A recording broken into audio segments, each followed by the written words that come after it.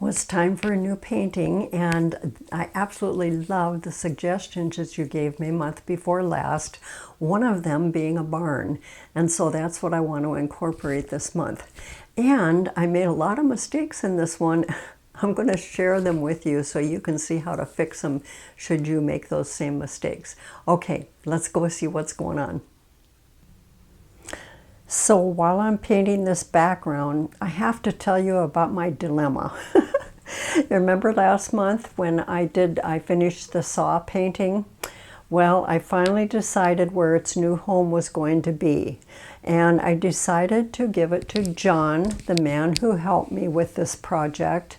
When I took the raw saw, you know, the kind of like the damaged saw over at his home. Gosh, he helped me to sand it and make it all smooth and beautiful and prep it all to get it ready for painting. My dilemma was, well, do I give it to John, who helped me with the saw and did a lot of work on it himself, or do I give it to Rebecca, the lady who gave me the saw? So I pondered this. Oh my gosh, I have pondered this for a long time. And I thought, well, I really should give it to John. That would probably be my first choice. Then I asked my sis about it. I said, Sis, what do you think? Well, she said, well, I think probably John should get it. Well, that was unanimous in our household. I decided John is going to get the saw. That's what he is going to get on one of these special days real soon. So now that I got that out of the way, then my next dilemma was, oh my gosh, well, I should give Rebecca something for giving me the saw because I just felt like I should do that. And that's where this painting came in. And I thought, well, your suggestions were so great about ideas for painting on the saw. And quite a few of you had mentioned barns. And so I thought, okay, barn it is. We're going to do some sort of a barn. I don't know, I just being from the church and all, I just came up with this thought, this idea, and this passage in the Bible came to me, and I thought, this is what I want to do. So that's how this painting originated. This is how it came about. Anyway, I'm doing the sky, as you can see. I'm working again with Liquin because I really love working with it. And you know, in the Bob Ross classes, we used a lot of Liquin in the wildlife series, the wildlife teachings. You know, it's just a thing that Bob Ross used also. And it's really a great product, and I love it because it dries overnight. You can paint on it today, and by tomorrow, it's with oil paint, it's dry and ready to go again the next day. And that is wonderful, especially if you're a person who likes to get things done in a hurry. I've come to believe that just being in a hurry and painting a Bob Ross painting in a half hour, that to me is not become enjoyable any longer. I'd rather take my time and just see if I can't produce something that is kind of unique and a little bit different. And so, I don't know, that's how I got started on this anyway.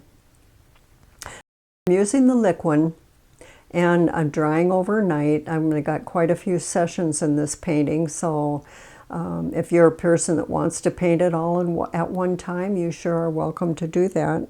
Otherwise, just take your time and enjoy the process and slow down and just make it special, make it enjoyable. This is layering. This is the first layer that I'm doing here now. It's the sky. This is all just underpainting, and you know, basically what I want to do is just get this whole canvas covered all in one day, just for the background.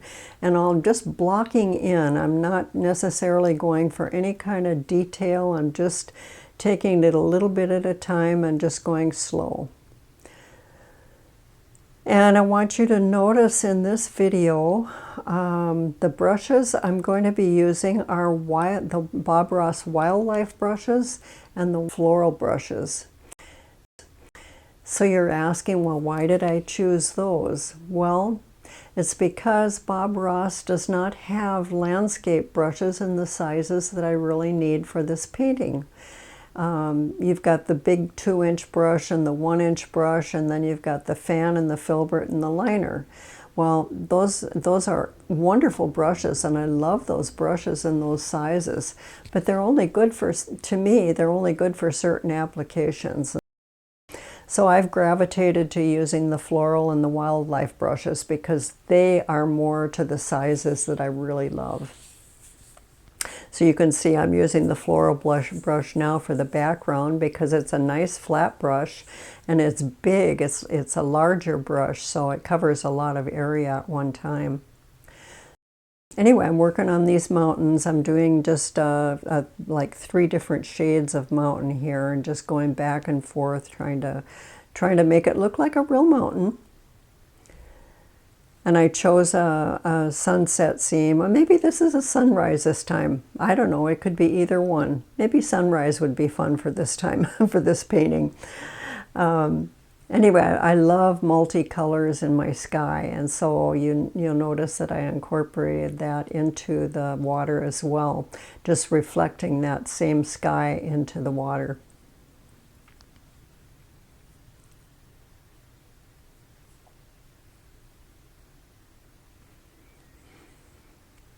So I'm just varying my colors just ever so slightly.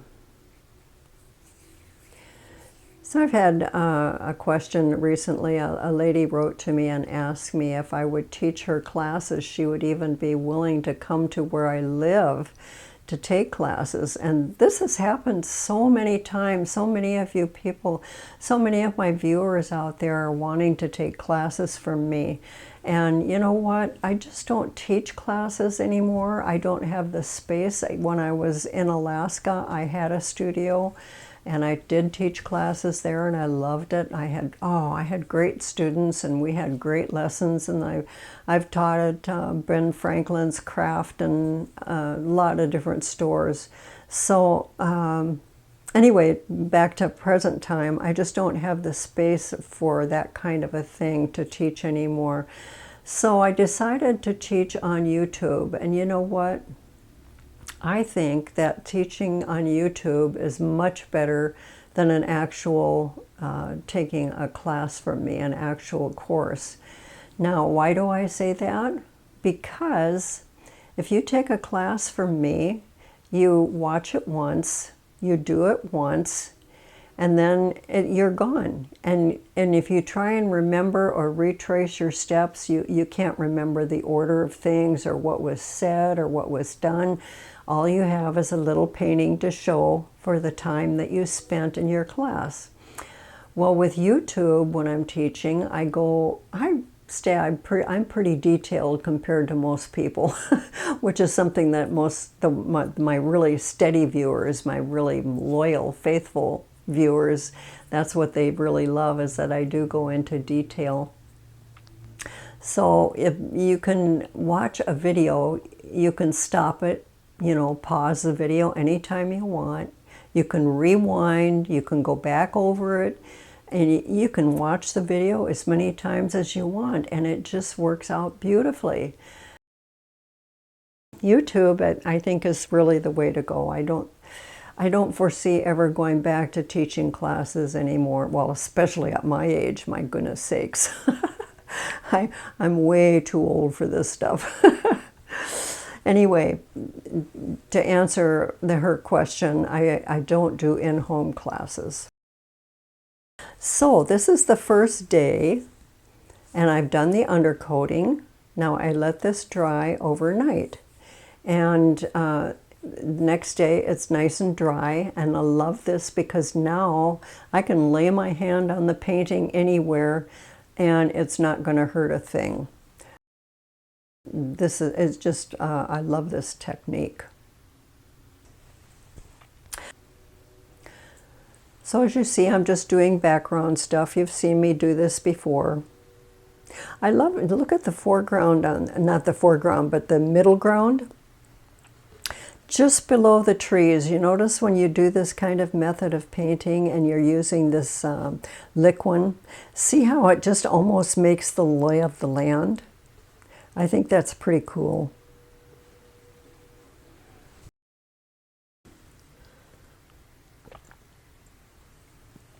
So I just want to get some little distant trees in here.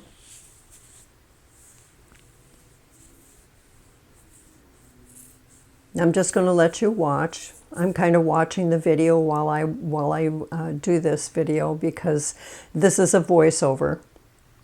And as you can tell, I've speeded up the video because it would be hours and hours long if I didn't.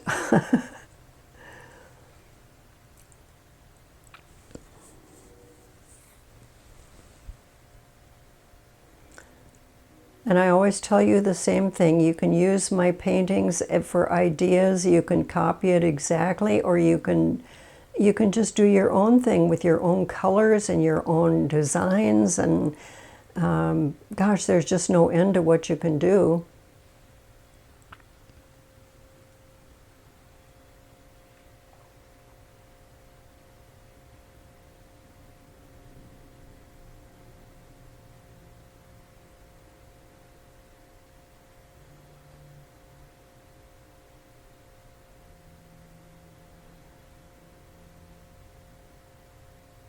I'm just going into a little bit more detail here.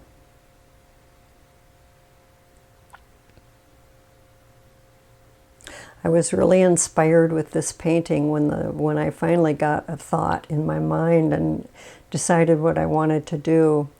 It got really exciting. You know, I think that's the hardest part of doing a painting. I don't know if it's that way for you or not, but gosh, when I know I need to do like every month, I need to do a new painting. And to me, the worst part, I shouldn't say the worst part, the hardest part is just getting an idea, just getting something that I can get excited about. Because if I'm not excited about the painting, I just can't get into it. I just can't, I just can't make it work. But once I have an idea, then I can go with it. So of course, now that this one's going to be done, I got to come up with another new idea. Oh, so the dilemma all over again. But this painting I decided to give to Rebecca, and oh, she's such a sweet lady. She's just gone through so much this past year, and I just think this is really a nice gift for her. So I gave my sister the saw painting, the second saw, because Rebecca actually gave me two saws. So I painted the one for John, and I gave my sister the other one. And so she's been coming up with some designs and things for the saw that she wants to do. And I can hardly wait for her to get started. She's a little hesitant. She's never done it before. And it is scary. I know, it's really scary anytime you attempt something new. But I have no doubt she's going to make it look wonderful. I can't wait to see what she does with it. Maybe, I don't know, only with her permission, of course. Maybe I'll share it with you. So this barn looks a little crooked, but if you look at my painting, you'll see that it's really at a strong, strong slant. And so everything looks a little bit distorted, but when I finally finish it and get it upright, you'll see that it looks just fine. Right now it just looks a little cattywampus.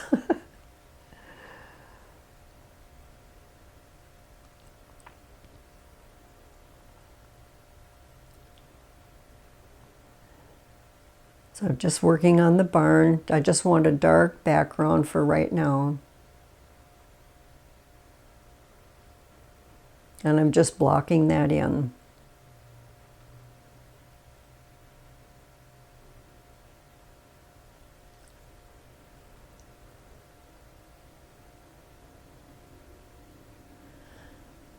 Gosh, this year is going so fast already. Here we are in the middle of January. Well, it's past the middle of January. And Oh, the days are just flying by. Before you know it, it's going to be Valentine's Day. Maybe I'll have to do, hey, that's a good idea. Have you guys got any suggestions for a painting for Valentine's Day? Something with red in it, maybe, I don't know. Although the Bob Ross red color is not very pretty. I'm not very fond of the red color. And the floral reds are beautiful, but the landscape reds I don't care for too much. But anyway, if you have an idea for Valentine's Day, why don't you put it in the description below, or in the suggestions below when you, if you make a comment. Love to hear your thoughts on that. That's where I got this idea from, and so maybe I'll figure out and come up with another idea that you suggest.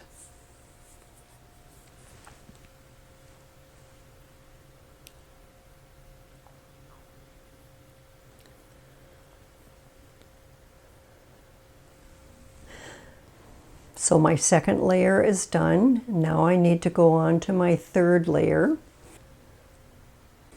And the reason being, I just want all that undercoating that I just worked on, I want all that dry first before I continue. So back here in the background, I just want to put a little foggy, kind of a fog area, misty area. And so I'm just using white and just the tiniest little touch of blue and brown, because blue and brown make gray. I use burnt sienna for my brown. But like I say, just the tiniest touch. You still want it white, but just a hint of other color.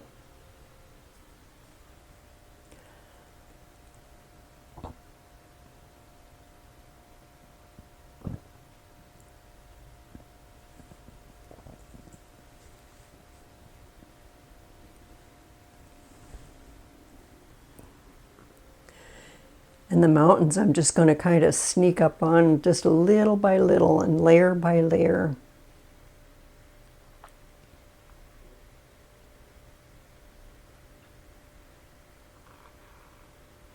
Watch this. Oh, I saw this. Look real close at the land, and you can probably see what I see. A perfect area for a little stream or a little waterfall. Do you see it?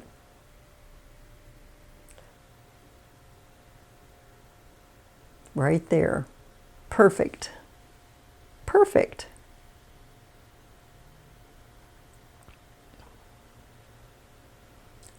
I didn't plan that. It was just something that as I was looking at the painting, I thought, oh, that would look so neat. And it does. I think it really looks great.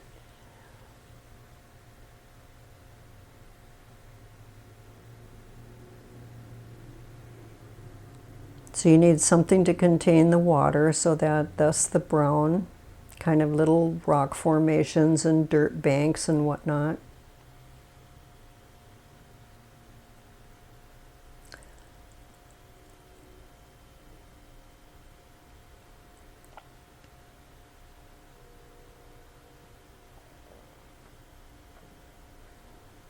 So now I just want to start on the cabin, just giving it sort of rusty color, rustic old cabin. And this is just red with some burnt sienna. What that does is just darken that color just a little bit and make it not quite so bright. And we need a few rocks in the background here. And I find usually I use a knife for doing rocks, but I find that a flat brush makes wonderful rocks too. So I wanted to add a few of those in the background. So now I think for the front of this little barn here, we'll make a brighter color.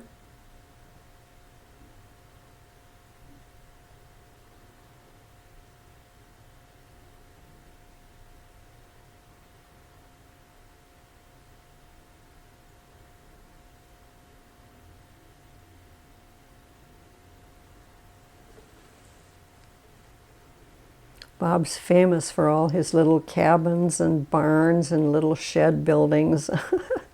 William Alexander was too. William, oh, I love William Alexander. He was a fabulous painter. He's been gone for a long time, just like Bob Ross has. But what a guy. I mean, he just was fabulous in his teachings, and he did a lot of rustic old barns and sheds too, a lot of old buildings. Something so neat about old buildings. I don't know what it is, but I'm really drawn to them. When I go out, my sis and I are out driving around somewhere and we see an old building, oh, I immediately want to stop and take a photo, thinking that someday I can incorporate that.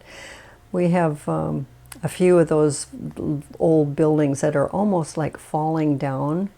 And when we go to Medford to go on a big shopping spree, we go to Costco. Woohoo! Anyway, there's several places where there's just old falling down buildings, and I think, oh, those would be so perfect to paint. But when you're on the freeway, it's hard to stop and get a photo. So I'm doing some finishing touches. Now here I'm using a wildlife brush. I really like this wildlife brush.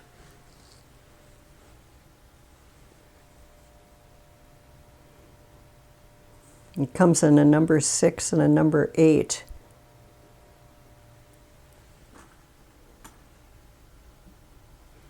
And this one's this is a number 6, a larger one. It makes great crisp lines. And it is a synthetic brush. I would like to get a really good what I want to say, a bristle brush, a good flat bristle brush.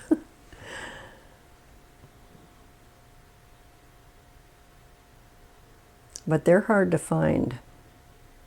I know Jerry Arnell has wonderful brushes. I don't know, you acrylic painters are probably familiar with him.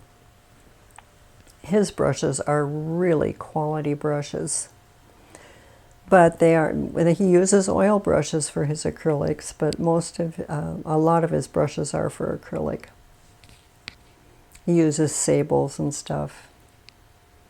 So we need a little pathway in here. I just want something to draw your eye back into the background here.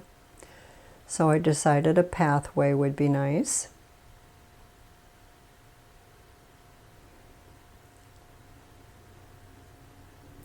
I just sort of made this up as I went along.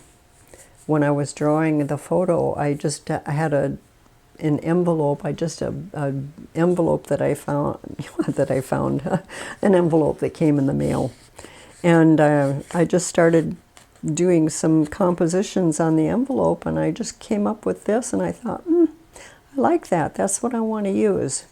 So I didn't follow it exactly, but the basic idea is there, and that's all I needed to go with, was just the basic idea. So we need to add some more stones along the edge here.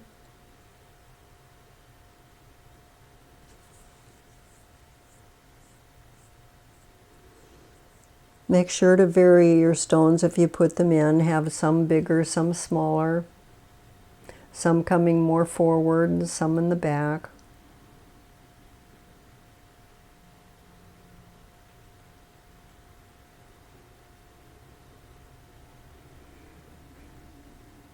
And we need something on the other side of the bank also to show that there's some dirt back there and some dark colors.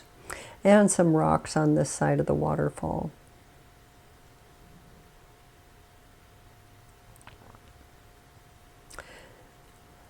And I want a bigger stone right here.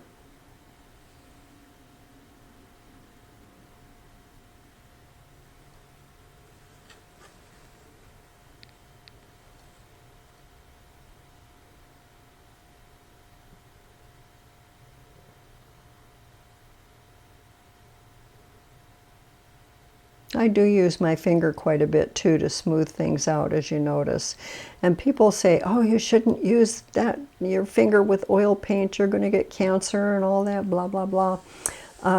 It's not the oil paint that is the problem when you're painting. It's the chemicals that you use with the oil paint. It's like your thinners. Those are terrible. I don't know if you experience that on your skin, but I couldn't use thinner at all because it just hurt my lungs to breathe it. Even if it doesn't, even if it's odorless thinner, it still has it still emits something into the air that's not healthy for you. And so the oils themselves, the actual colors of the paint, they are, as I understand, not toxic. That doesn't mean you can go eat them. No, definitely not. But as I understand it, the more I've researched this, the paints are fine to touch. They won't hurt you, whether it's acrylic or oil or any kind of paint. But if you're using chemicals with it, that's where the problem is. And a lot of people say they can't use chemical with their oil paints because it just bothers them so much. And I can relate with that, having had experiences with it now.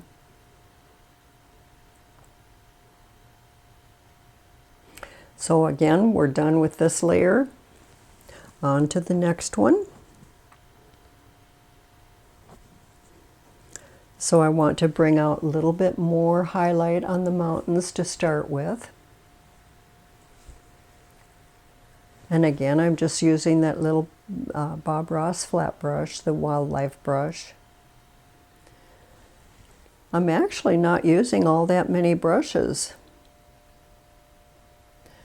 I've used 7 brushes in this painting, which is not a great deal. And I don't use, if I can help it, I never use the big 2-inch brush or the 1-inch brush any longer. For one thing, I just hate cleaning them. I really hate cleaning those big brushes. And the little ones just do a beautiful job, anything you want to do with them. So I much prefer small brushes.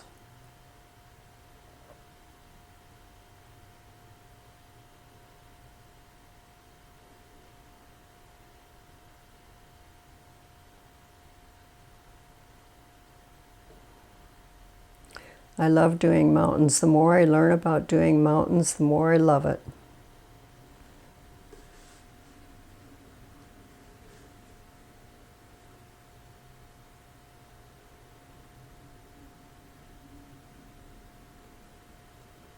So I should probably do a video on doing mountains again. Seem like my most popular videos are the ones all about trees and mountains. For some reason, people just cannot get enough of trees. But I guess I was that way when I first started too. I just did not understand how to do a tree. That fan brush and that tree, the evergreen tree, I just had a terrible time with that. But you notice I just went over the trees that I had previously put in. I just went right over the top of them because I thought, this tree would look much better. So that was one of my mistakes. I had those small trees in the background, even put trunks in them and everything. But I decided that this painting would look so much better with the evergreen tree in the front here. So that's what I did.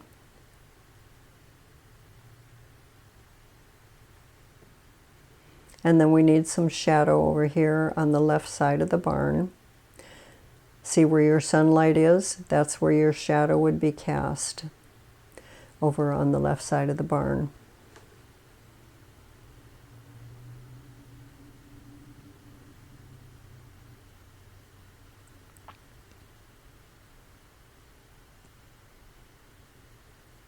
And now I'm gonna put in a bigger tree on this left side, and I'm starting off with a filbert brush.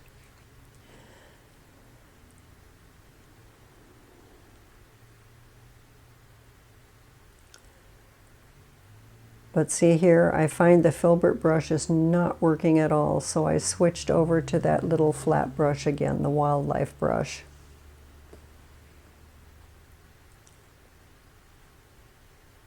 This brush is doing a much better job of making the tree branches or the tree trunk.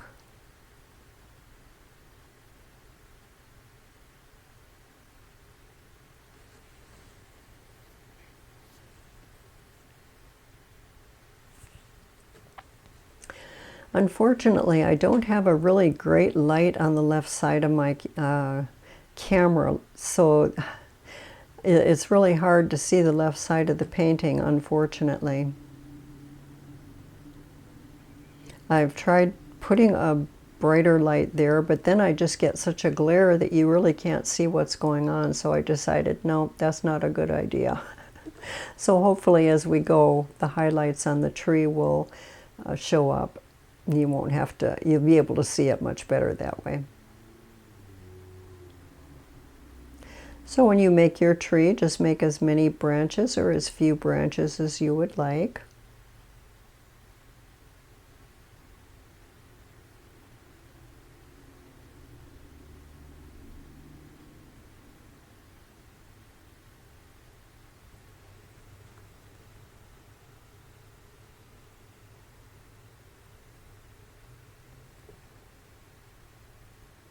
And now I've switched over to a liner brush.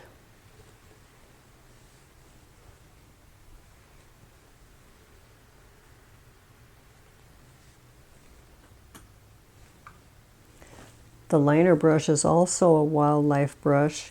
It's, what is it here? Oh, it's a detail brush. It doesn't say what size.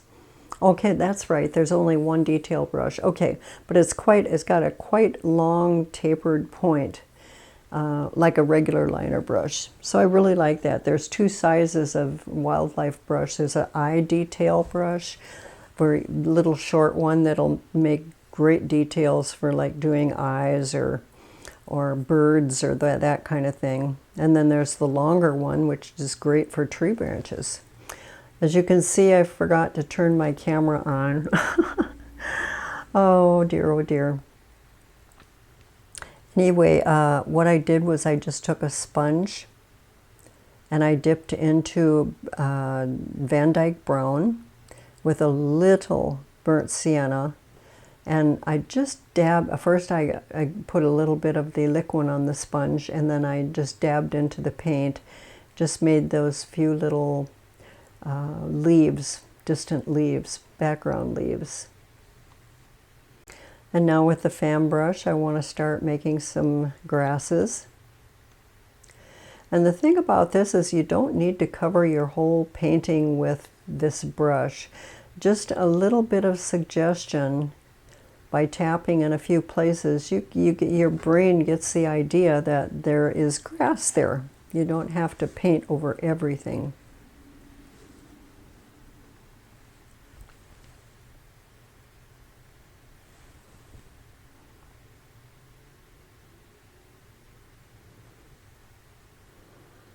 See, just those few dabs and it really looks like, oh, you just know there's grass here on that hill.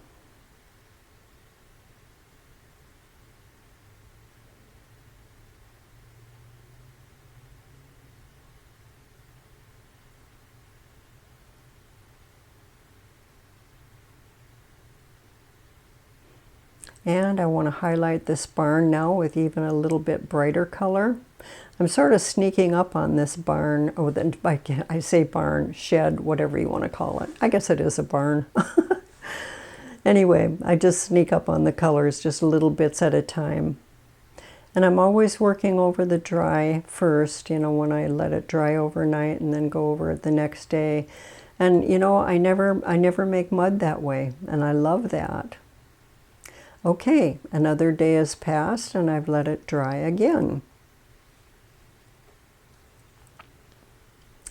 Now I looked at the painting from a distance and I decided that this background area just needs a little more variation of height. It was just too flat. And so I decided to put in a few of these trees here and then make them higher and bring them a little more forward so they're more into the painting.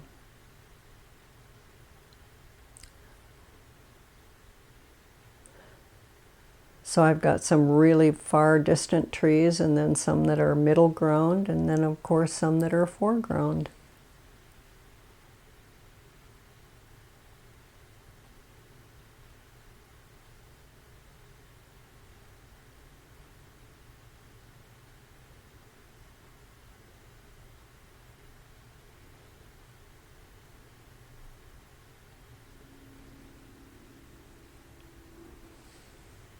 Yeah, I like that. That makes a big difference. It really breaks up that background area.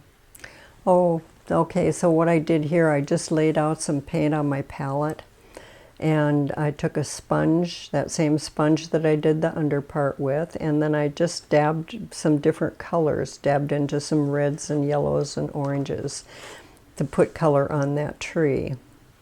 But now the fun part, putting in our little sheep. And I'm using that little detail brush, the Bob Ross Wildlife Detail, or it's an eye brush, not detail. Well, it's an eye detail brush. Anyway, it's a little short one.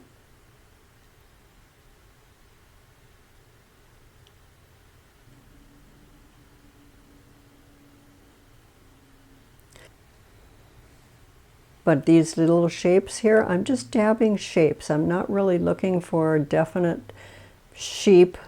I just want to get the idea of a sheep. Just like the grasses, you want the idea of grass. And if you don't have the Bob Ross brushes, you can use any brushes that you have. Any synthetic will work.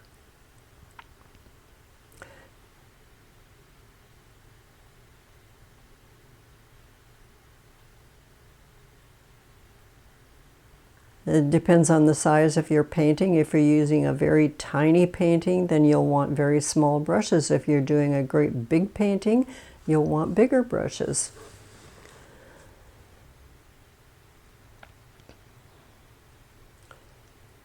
So just little dots and dabs and kind of a little roundy shape, kind of oblong. And then let's do the black or dark. Actually, I used Van Dyke Brown for the face and the legs and a little bit of tail.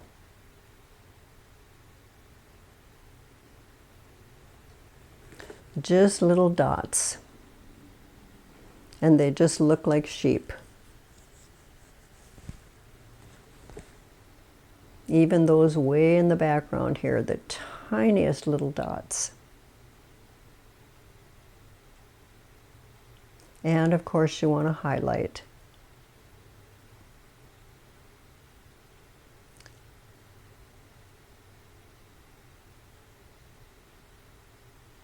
And sort of blend in that highlight color, just bring it down a little bit. Kind of that rounds it out, rounds the sheep out some.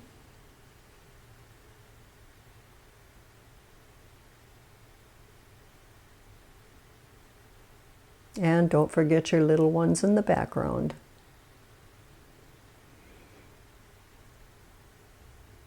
And then you need some shadow underneath too. See where your sun is? You want to put your shadow according to where the sun would hit.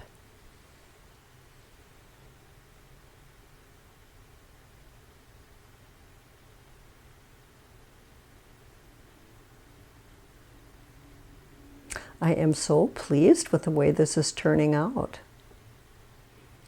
I think Rebecca's going to love it. Let's hope so anyway. And again, highlighting a little bit more on this little shed.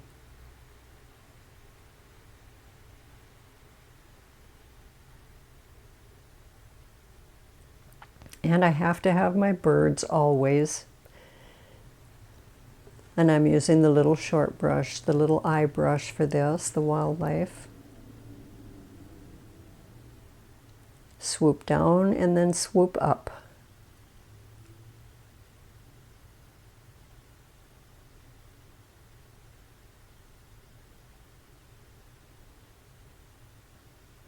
And let's put some flowers in. Now I'm not going to show you all the flowers I did because that is monotonous, but you can just put as many flowers as you want in there, or as few or as many as you want. You put all different colors, or you can just put one color, whatever you like. But as you see, I put just a few in there of different various colors in the foreground. I made them just a little bit larger because they are quite a bit closer. So now one of my big mistakes, after I finished this tree, I didn't like it the way it turned out at all. And so knowing Liquin as I do, I know that the dark colors dried very fast. This is like 6 or 7 hours after I finished this painting. So what I did is dip into the Liquin with a napkin, and I just started rubbing over this tree. Now the drier colors will stay, but the surface colors that are still damp or wet, then those can be removed. And so that's what I'm removing here. I thought that had way too many leaves for the size of tree it was, and it just seemed like too busy to me. And so I thought, I'm just going to take off that surface, and hopefully it'll be perfect. And it's just turning out beautiful. And I'm actually scrubbing pretty hard. Not hard enough to remove all the paint, but hard enough to remove the surface paint. And I like the way that turned out. So then, after doing that, I looked at the background and I thought, well, those trees, they just don't do it justice, the ones that I originally had there. So I decided to just blend my, blend my mountain color right into the mountains and just take those trees out.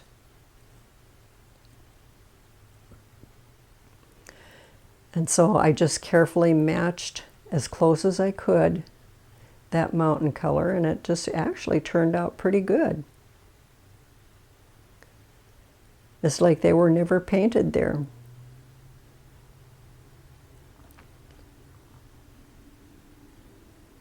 And then I want to do the same thing. I want to cover those tree trunks with the grass color.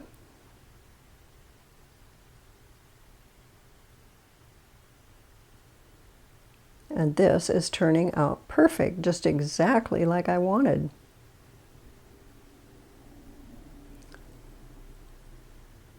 And so now I want to put back in something that matches the rest of the background.